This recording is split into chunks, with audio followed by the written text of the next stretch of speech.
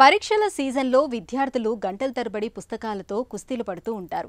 ఇంట్లో ఒక్కరే చదువుకోవటం వల్ల సందేహాలు నివృత్తి కావని స్నేహితులంతా కలిసి ఒక చోటుకు చేరి కంబైన్డ్ స్టడీ చేస్తూ ఉంటారు. అసలు అందరూ కలిసి ఒక చోటుకు చేరి చదువుకోవటం మంచిదేనా? కంబైన్డ్ స్టడీ వల్ల విద్యార్థులకు మేలు జరుగుతుందా?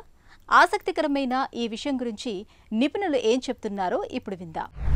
చాలామంది ఏంటంటే కంబైన్డ్ స్టడీ అన్నది ఇష్టపడరు. ఎందుకంటే ఒక్కొక్కళ్ళ స్పీడ్ ఒక్కొక్కలాగా ఉంటుంది. కొంతమంది చదవగానే క్విక్గా గ్రాస్ప్ చేసుకుంటారు, కొంతమంది కొంచెం టైం తీసుకుంటారు, కొంతమంది చాలా టైం తీసుకుంటారు.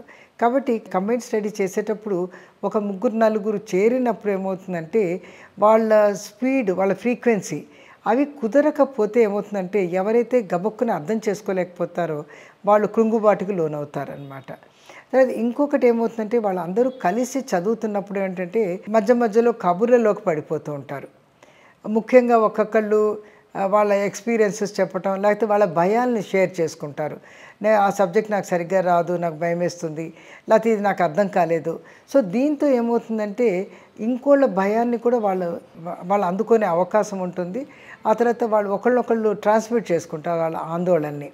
కాబట్టి ఒక్కవేళ కంబైన్డ్ స్టడీ చెయ్యాలి అని అనుకుంటే మొదటి నుంచి కూడా ఏ స్నేహితులతో వాళ్ళ ఫ్రీక్వెన్సీ సరిగ్గా ఉంటుందో, తర్వాత వాళ్ళిద్దరూ కూడా గబగబా చదివి ఒకళ్ళొకొకళ్ళు ఎంకరేజింగ్గా ఉండి ప్రశ్నలకి జవాబులు అవి ఒకళ్ళొకళ్ళు డిస్కస్ చేసుకొని మనన చేసుకోవడానికి బాగుంటుందో అటువంటి స్నేహితులను మాత్రమే కలుపుకొని పరీక్షకు ముందు నుంచే వాళ్ళు చదువుకుంటూ ఉండాలన్నమాట.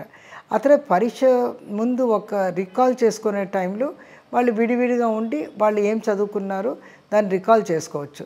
ఒకవేళ వాళ్ళకి ఏమైనా డౌట్లు వస్తే ఇద్దరు కలిసి చదువుకున్నారు కాబట్టి వాటిలో డౌట్లు వాళ్ళిద్దరు ఈజీగా షేర్ చేసుకోగలుగుతారు, దాన్ని క్లియర్ చేసుకోగలుగుతారు.